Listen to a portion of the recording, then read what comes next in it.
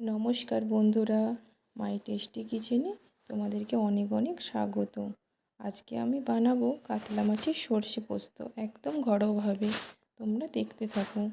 দেখো, আমি এখানে 3 পিস কাতলা মাছ নিয়েছি।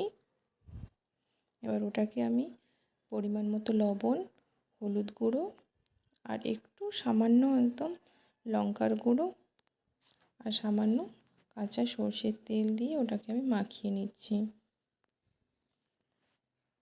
দেখো, মাছটা আমার ভালো করে মাখানো হয়ে গেছে।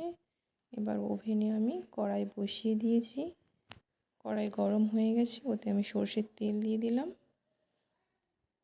তেল আমার গরম হয়ে গেছে। এবার ওতে একে একে মাছগুলো আমি দিয়ে দিচ্ছি।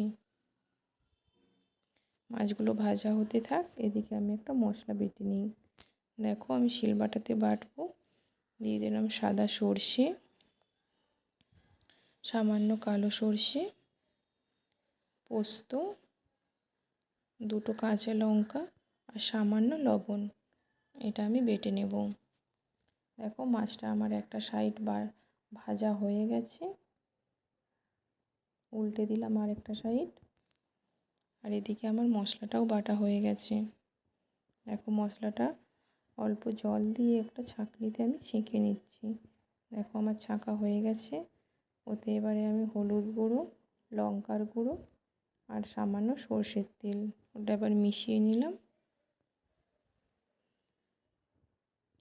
দেখো, মাছগুলো আমার ভাজা হয়ে গেছে। এবার ওই মশলাটা আমি দিয়ে দিলাম। মশলাটা দিয়ে 2 মিনিট মতো ফুটতে দেব। তারপর একটা দিয়ে দিলাম কাঁচা লঙ্কা আর সামান্য লবণ।